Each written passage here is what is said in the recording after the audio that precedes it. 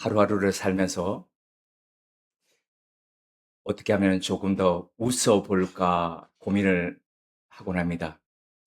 매일 아침마다 와서 커피를 마시며 제게 아재 개그를 하는 친구를 아재 개그 하지 말라라고 하면서도 어느 순간 가스라이팅을 당해가지고 제가 그에게 아재 개그를 하는 모습을 보곤 합니다. 그런데 말씀드렸듯이 한 집안에서 가장이 우스갯소리를 하고 할 때마다 아이들의 그 회복 탄력성이 높아진다라는 말씀을 그 연구 결과를 말씀드렸지 않습니까? 그래서 자주 그렇게 해야 된다, 이 생각하면서 하고 있습니다. 어, 지난 주 중에 제가 친구에게 이렇게 얘기했습니다. 아, Command said fire가 무슨 뜻인지 아냐고. 어, 보통은 이렇게 해석하죠. 지휘관이 발사라고 말했다. 그런데 또 다른 뜻이 있죠. 코만도가 외쳤다. 불이야! 어, 너무 옛날 거죠. 옛날 건데, 근데 그래도 좀 반응을 좀 해주시고, 우리도 좀 회복 탄력성을 좀 세워가야 되지 않겠습니까?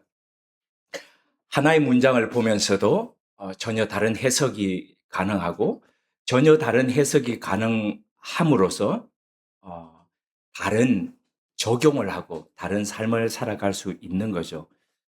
베드로 전서가 이야기하는 부분도 그런 부분이 관계되어 있습니다.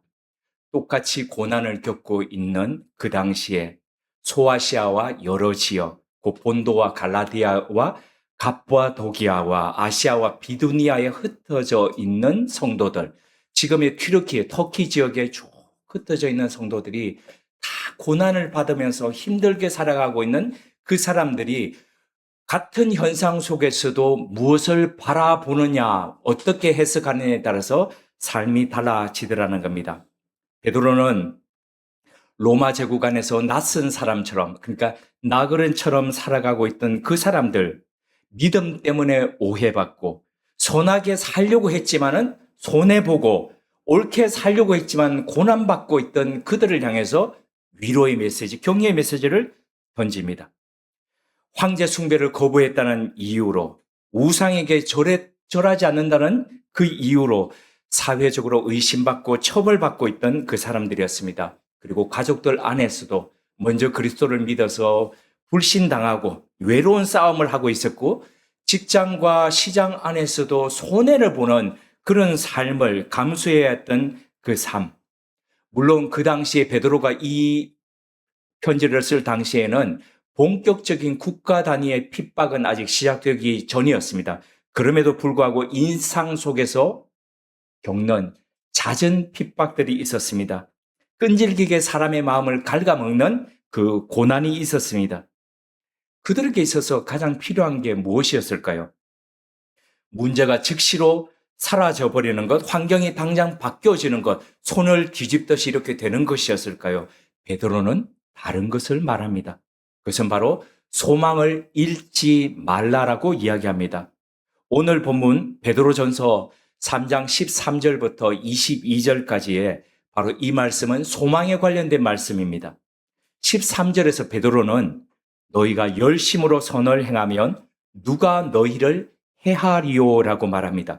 그리고 14절에서 그럼에도 불구하고 고난을 당할 수 있다라고 하면서 15절에서 핵심적인 권면을 던집니다. 15절 말씀 제가 다시 받들어 읽겠습니다.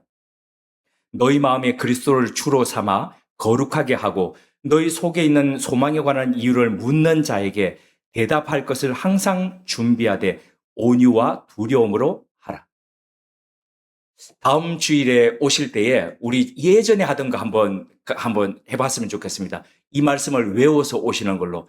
안 오시는 분들은 만약에 안 외우신 걸로 그렇게 간주하면서 너희 마음에 그리스도를 주로 삼아 거룩하게 하고 너희 속에 있는 소망에 관한 이유를 묻는 자들에게 항상 대답할 것을 항상 준비하되 온유와 두려움으로 하라.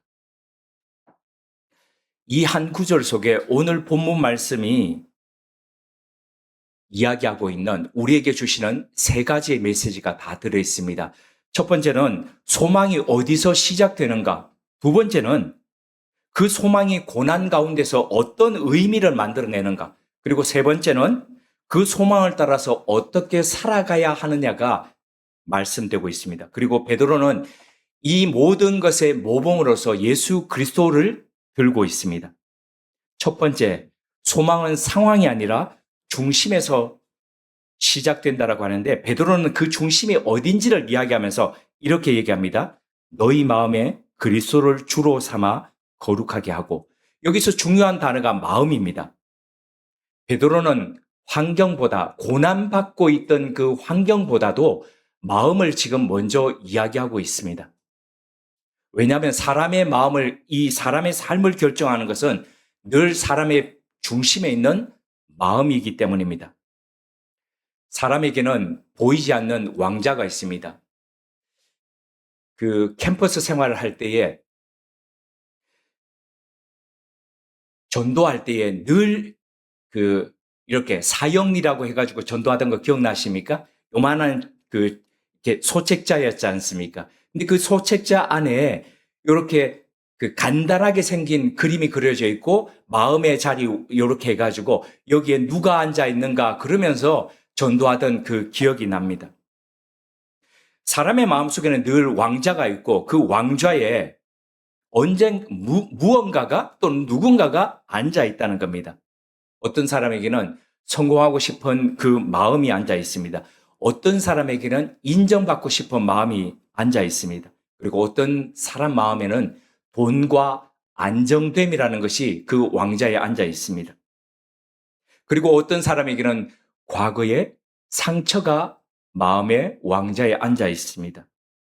우리는 늘 우리 마음을 우리가 다스린다고 생각하고 있지만, 그러나 우리 주변에 있던 그런 것들이 우리 마음을 다스리면서 우리 마음들을 끌고 갈 때가 많이 있습니다. 스위스의 심리학자였던 칼 융은 인간 내면에 숨겨진 이 영역을 그림자라는 이 메타포로 표현하고 있습니다. 사람에게는 늘 딴 사람에게 보여주고 싶은 모습이 있습니다. 그리고 감추고 싶은 모습이 있습니다. 융은 이 두 가지가 함께 사람 속에서 존재한다라고 이야기하면서 우리에게 이렇게 이야기합니다.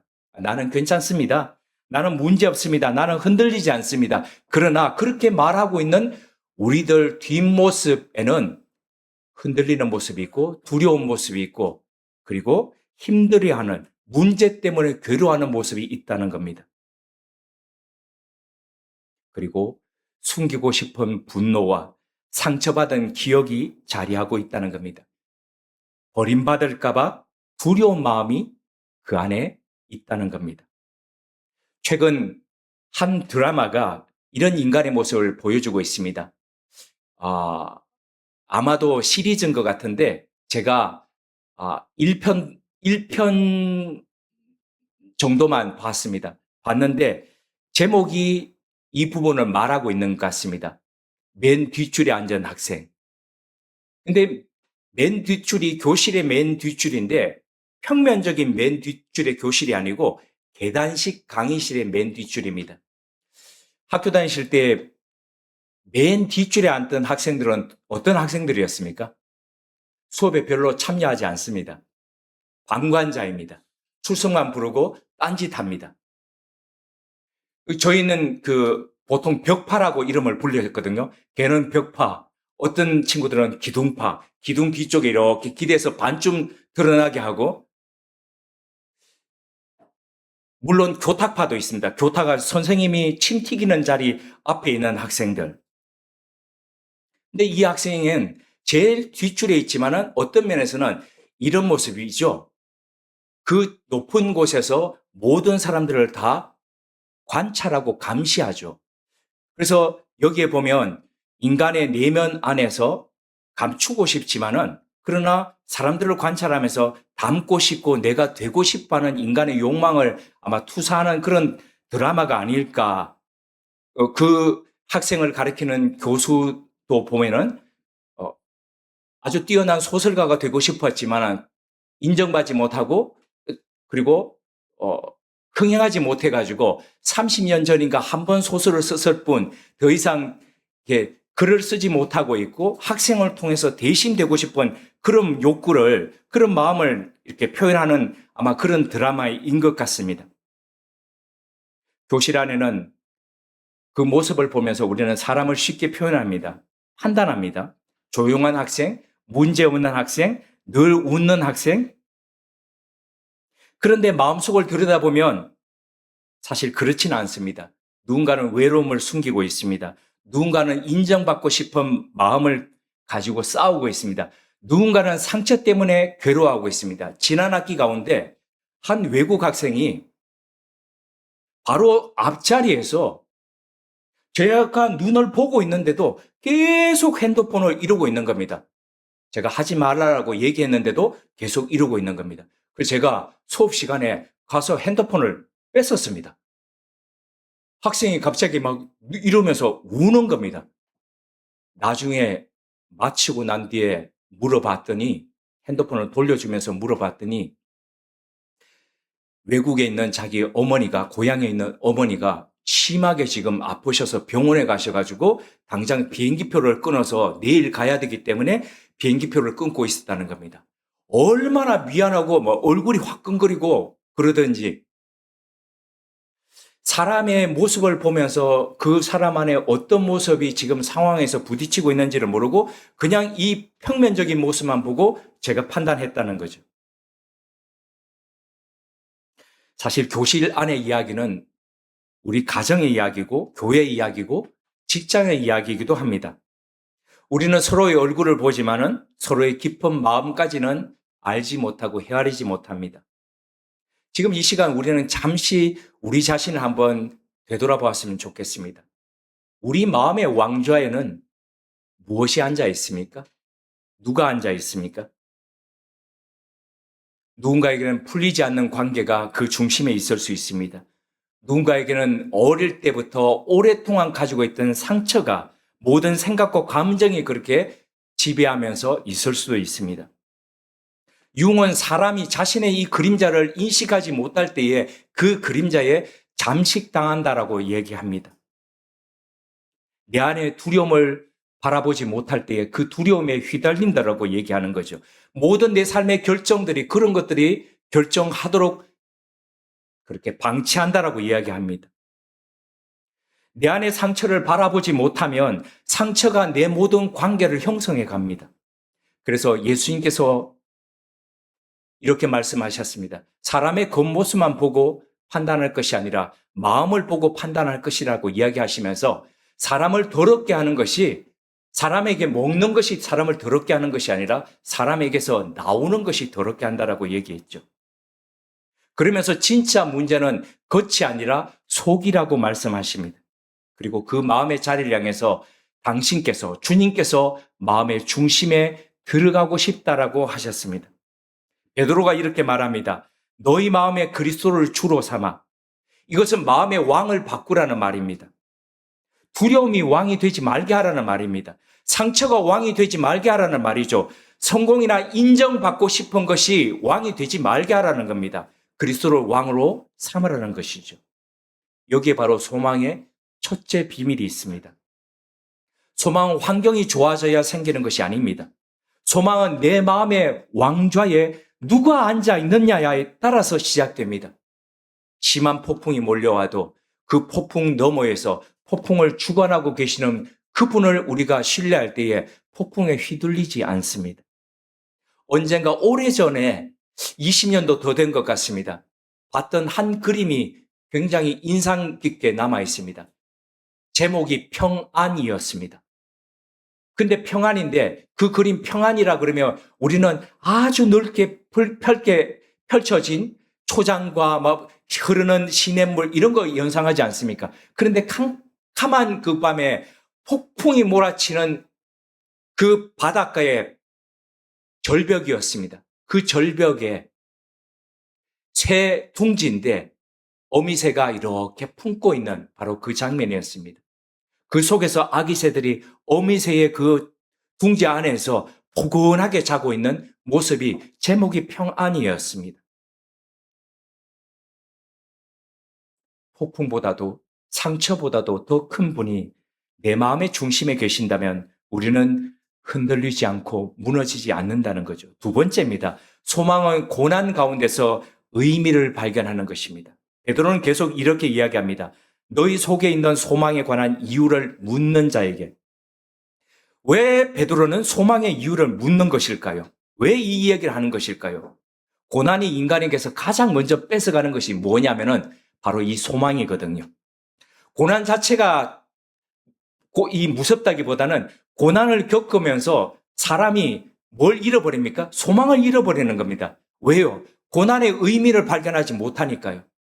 그러다 보니까 결국에는 고난을 통과하면서 절망이 되어버린다는 거죠. 소망이 꺾여져 버린다는 겁니다. 몇 주 전 오스트리아 출신의 유태인 정신의학자였던 빅터 프랭클에 대해서 말씀드린 적이 있다는 걸 기억하실 겁니다. 제2차 대전이 거의 끝나갈 무렵에 그는 아우슈비츠 수용소에 갇혔습니다. 그는 매일같이 죽어가는 사람들을 봤습니다. 그러면서 의문을 던졌죠. 정신의학자답게. 왜 어떤 일은 끝까지 존재해 가는데, 살아남고 버텨가는데, 왜 똑같은 환경 속에서 누구보다도 건강하던 사람들이 그냥 바로바로 그렇게 끝나갈 생을 마쳐갈까? 왜 그럴까? 왜 무너져갈까? 그것은 체력이 아니었습니다. 환경도 아니었습니다. 의미였습니다. 그래서 빅터 프랭클은 프레드릭 니체의 말을 통해서 이렇게 인용했습니다. 왜 살아야 하는지를 아는 사람은 어떤 고난도 견딜 수 있다. 사람은 고난 때문에, 고통 때문에 무너지지 않는다는 거죠. 고통이 아무 의미가 없다고 느낄 때 그때 무너진다는 겁니다. 그래서 프랭클은 이렇게 말합니다. 내가 삶에게 무엇을 기대하는지를 묻지 말고 그 삶이 내게 무엇을 기대하는지를 물으라는 거죠. 질문의 방향을 바꾸라는 겁니다. 그것이 살아남은 사람들의 공통점이라는 겁니다. 이것은 신앙적으로 깊은 질문입니다. 우리는 흔히 이렇게 묻습니다. 하나님, 도대체 왜 내게 이런 고난을, 왜 이런 고통을 왜 허락하셨습니까? 이 질문은 묻지 말아야 될 질문이 아닙니다. 물어야지요. 시편에 보면 많은 우리의 신앙의 선배들이 물었습니다. 그런데 여기서 한 걸음 더 나아가라는 겁니다. 어떻게 나아가라는 겁니까? 하나님, 그러면 이 자리에서 제가 어떻게 살기를 원하십니까? 이걸 통해서 제가 뭘 배우기를 원하십니까? 이 두 번째 질문이 바로 우리를 피해자의 자리에서 하나님의 동역자의 자리로 올려놓는다는 겁니다. 십자가가 바로 이것을 보여줍니다.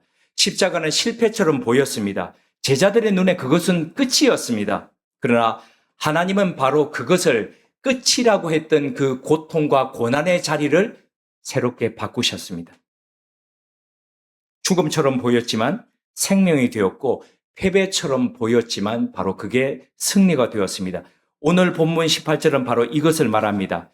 그리스도께서도 단번에 죄를 위하여 죽으사 의인으로서 불의한 자를 대신하셨으니 이는 우리를 하나님 앞으로 인도하려 하심이라. 그리스도인이 받는 고난에는 목적이 있습니다. 의미가 있습니다. 우리를 하나님 앞으로 더 인도하기 위함이죠. 그렇다면 그리스도를 따라 겪는 그 고난에도 분명히 의미가 있다는 겁니다. 그 의미를 우리가 당장은 다 이해할 수는 없지만 그러나 우리가 다 알지 못한다고 해서 의미가 없는 것은 아니라는 거죠. 우리가 지금 겪고 있는 그 시간들, 그리고 그 관계의 어려움, 건강의 문제들, 그 외로운 싸움이 어떤 의미가 있는지 지금은 모르지만 언젠가 그걸 그것 때문이었구나 아는 때가 있을 거라는 거죠. 십자가가 바로 그 증거라는 거죠. 세 번째입니다. 소망은 그리스도의 발자취를 따라가는 삶입니다. 베드로가 이렇게 이야기합니다. 베드로전서 2장 20절입니다. 선을 행함으로 고난을 받고 참으면 하나님 앞에서 아름답다. 오늘 본문 17절에도 이 말씀이 그대로 이어집니다. 선을 행함으로 고난받는 것이 하나님의 뜻일진데 악을 행함으로 고난받는 것보다 나으니라. 예수님은 고난을 피하지 않으셨습니다.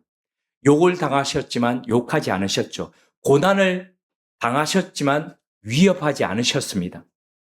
그래서 베드로전서 2장 23절은 그 모습을 이렇게 표현합니다. 오직 그 심판하는 자에게 부탁하시며 하나님께 맡기셨다는 겁니다. 그리스도인의 소망은 나는 어려움을 만나지 않을 것이다. 이게 아니라는 거죠. 나는 어려움 속에서도 하나님께 붙잡혀 있다, 붙들려 있다. 바로 이게 그리스도인의 소망이라는 거죠. 이 차이가 작아 보이지만은 사실은 삶 전체를 다르게 바라보고 다르게 만들어가는 차이가 된다는 겁니다. 전자는 환경이 바뀌어야 내가 평안에 이릅니다. 그러나 후자는 내가 하나님께 붙들려 있다는 이 인식은 우리가 어떤 상황 속에서도 흔들리지 않는 평안의 삶을 살아갈 수 있다는 거죠. 근데 베드로는 여기서 멈추지 않고 그리스도의 발자취를 따라가는 우리의 시선을 한 번 더 멀리 그리고 더 깊이 우리를 이끌어 갑니다. 19절과 20절입니다. 그가 또한 영으로 가서 옥에 있는 영들에게 선포하시느니라. 그들은 전에 노아의 날 방주를 준비할 동안 하나님이 오래 참고 기다리실 때에 복종하지 아니하던 자들이라. 사실 이 구절은요, 신약 성경 전체에서 해석이 가장 난해하다고 하는 부분이기도 합니다.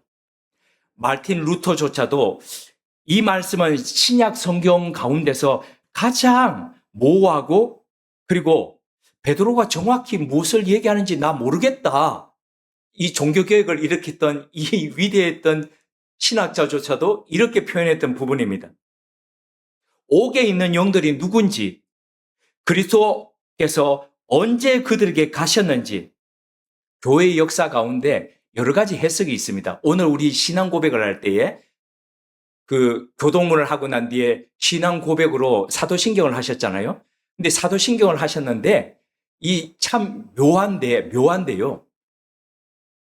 전 세계인들이 다 사도신경을 고백하는데 이 사도들의 신앙 고백이 사도신경이지 않습니까? 근데 다 고백하는데 유독 한국에 있는 그리스도인들만 고백하지 않는 생략된 부분이 있습니다. 원문에 있는데 없는 부분. 그게 뭐냐면은 본디오 빌라도에게 고난을 받으시고 십자가에 못 박혀 죽으셨다가 사흘 만에 부활하셔서 하나님 우편에 앉으셨다가 이 부분이죠. 그런데 그 중간에 본디오 빌라도에게 고난을 받으시고 십자가에 못 박혀 죽으셨다가 그 다음에 어떤 구절이 있냐면요. 본래 사도신경 안에 옥에 내려가셔서 이 기독교인들이 아마도 이게 그 가톨릭에는 연옥이라는 개념이 있거든요. 천국과 지옥의 중간에 아직도 심판받지 못하고 심판이 유예돼 가지고 기다리고 있는 사람의 연옥이라는 신학적 개념이 있습니다. 근데 우리 개신교 안에는 그 연옥의 개념이 없거든요. 인정하지 않거든요. 그래서 연옥이 예수 그리스도께서는 연옥에 내려가셔 가지고 그 십자가에서 죽으셨던 3일 동안에 거기 가셔서 그 죽어있던 자들이 누구냐? 여기 보시면 유다서도 그렇고 베드로전서도 노아 홍수 때에 8명만 구원받았는데 구원받지 못하고 죽어있던 바로 그 영혼들에게 가서 선포하셨다. 이렇게 지금 그 사도신경과 더불어서 해석이 가능하다는 거죠. 사실 그런데 우리는 이게 연옥인지 아니면 지옥인지 이런 부분은 조금 더 신학적인 해석의 이 영역이 있기 때문에 조금 유예하더라도 오늘 본문을 그러면 어떻게 바라봐야 되는가? 사실 연옥이든지 지옥이든지 간에 가장 우리 현실 세계 속에서 갈 수 있는 먼 곳, 그리고 우리로서는 갈 수 없고 가고 싶지 않은 곳일 수 있습니다. 그런데 그곳에 누가 가셨다는 겁니까? 그리스도께서 가셨다는 겁니다. 그리스도께서 가셔서 뭘 하셨다는 겁니까? 죄를 이기셨다는 것을 선포하셨다는 겁니다. 죽음이 죽음되지 않고 죽음이 더 이상 인간을 좌우하지 않고 죽음이 그리스도의 능력 안에서 죽었다는 것을, 죽음이 죽었다는 것을 그들에게 선포하셨다는 겁니다. 어떤 면에서 이 선포하셨다는 것은 그들에게조차도 복음을 전하셨다는 것으로 해석할 수도 있습니다. 가장 깊은 어두움, 가장 오래된 심판의 자리에 있던 그들에게조차, 인간의 시선이 닿지 않는 그들에게조차 그리스도께서 가서 그들에게조차도 복음을 전하셨다면, 그들까지도 챙기시는 분이시라면 하나님이 사랑하시는 자녀들의 아픔과 고난과 고통에 대해서 그분이 멀리 하시겠는가? 그분이 모른 척 하시겠는가? 그렇지 않다는 거죠. 저는 이 본문 앞에서 굉장히 그리스도의 우리를 사랑하시고 우리를 지켜보고 계시는 것이 와 닿는다는 겁니다. 가장 멀리 가시는 그 걸음이 가장 가까이 있는 우리의 아픔을 외면하지 않으시고, 지금 우리가 서 있는 그 자리, 우리가 아파하고 있던 그 자리, 우리의 깨어진 그 관계 속, 그리고 막막함으로 잠 못 들면서 새벽에 뒤척이면서 가슴 치는 그 아픔의 자리까지도 그리스도께서 다가오신다는 거죠. 오늘 본문 21절과 22절은 이 모든 이야기를 부활과 승천의 자리로 마무리합니다. 노아의 방주가 물로 말미암아 구원받은 것이 세례를 표상한다라고 말한 뒤에 베드로는 이렇게 선언합니다. 3장 22절입니다. 예수 그리스도는 하나님 우편에 계시니 천사들과 권세들과 능력들이 그에게 복종하느니라. 그리스도는 십자가에서 멈추지 않으셨습니다. 무덤에서 멈추지 않으셨고, 그분은 부활하셨고 승천하셨고 하나님 우편에서 모든 권세 위에 계신다는 거죠. 우리가 따르는 그 발자취, 결국 고난에서 끝나는 것이 아니라 부활과 영광으로 이어진다는 겁니다. 그러므로 우리가 그리스도의 발자취를 따라간다는 것은 단지 고난을 견디고 인내하는 것이 아니라, 그것은 인내 너머에 부활의 자리가, 그 부활의 아침이 기다린다는 것입니다. 귀하신 우모름 가족 여러분, 오늘 이 말씀을 우리 삶의 자리로 가까이 가져오 보겠습니다. 그리스도인들 중에는 가정 안에서 외로운 싸움을 하는 분들이 있습니다. 믿지 않는 가족 속에서 믿는다고 하더라도 신앙의 결이 다른 배우자나 아니면 자녀 속의 사이에서 말로 설명하기 어려운 긴장을 안고 살아가기도 합니다. 오늘 본문이 처음 쓰여졌던 바로 그 가정들에서도 그랬습니다. 베드로는 그 환경을 바꿔주겠다라고 얘기하지 않습니다. 대신 너희 마음 중심에 그리스도를 왕좌에 앉혀라고 이야기하고 있습니다. 그리스도인들 중에는 직장이나 일터에서 정직하게 살려다가 오히려 손해를 보는 사람들이 있습니다. 옳은 말을 했다가 사람들에게 불편한 사람이 되고, 양심을 지켰다가 기회를 놓친 경험을 가지기도 합니다. 그 순간 우리들은 이렇게 질문합니다. 왜 나만 이런 일을 당하는가? 그런데 베드로는 여기서 그치지 말라는 겁니다. 이 자리를 통해서 하나님이 나를 통해 원하시는 것이 무엇일까 물어보라는 겁니다. 여기로 나아가라는 겁니다. 그리고 우리들 중에는 많이들 이제 인생의 가을이나 또 겨울을 향해서 가시기도 하고, 또 겨울에 자락에 와 계신 분도 계십니다. 그러면 지나간 시간들을 이렇게 돌아보죠. 그 시간이 헛되지는 않았는지, 내 모든 인내가 의미가 있었는지를 묻기도 합니다. 바로 이 질문 앞에서 오늘 말씀이 우리에게 건네는 것이 있다는 겁니다. 시간이 자연스럽게 우리를 지혜의 자리로 이끌지는 않습니다. 시간은 경험을 주죠. 근데 그 경험을 지혜로 깎아서 만들어가는 것은 우리의 태도라는 겁니다.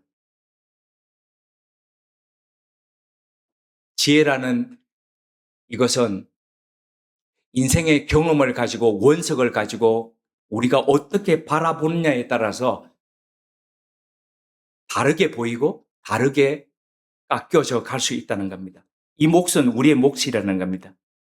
재련하는 손을 갖지 못한 사람에게 60년은 같은 실수를 계속 반복하는 반복의 연속일 수밖에 없습니다.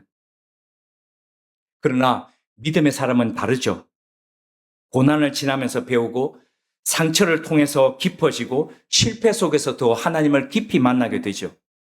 오늘 본문이 말하는 바로 그 소망, 마음의 중심에 그리스도를 모시고 살아가는 그 속에서 우리는 고난의 의미를 발견하면서 그리스도의 발자취를 따라가며 시간이 흐를수록 우리는 새로운 해석을 하게 되고 이걸 통해서 하나님이 내게 원하시는 것이 무엇일까를 발견하게 되고 그래서 그 발견했던 그 깨달음을 가지고 그 경험을 새로운 보석으로 깎아가는 거죠. 고대 아테네의 정치가였던 솔론이라는 사람은 노년에 이렇게 노래했죠. 나는 늙어가면서도 끊임없이 많은 것을 배운다. 나이 들미 그냥 시간만 지나가는 것이 아니라 우리 모두에게 있어서 더더욱 하늘의 지혜를 담는 그런 보아와 같은 바로 그런 경험이 되었으면 좋겠습니다. 살아가는 시대가 쉽지 않지요. 세상이 흔들리고 우리 삶에도 가라지가 있습니다. 지난 주 중에 문득 친구와 이야기를 나누다가 이런 생각이 깊이 자리 잡았습니다. 왜 천국의 비유를 말씀하시면서 주님은 가라지 비유를 말씀하셨을까? 밤새 자는 동안에 밭에 원수가 가라지를 뿌렸느니라. 알곡과 더불어서 가라지는 같이 자라가는 것이죠. 우리 삶에 있어서 이게 바로 천국이라는 거죠.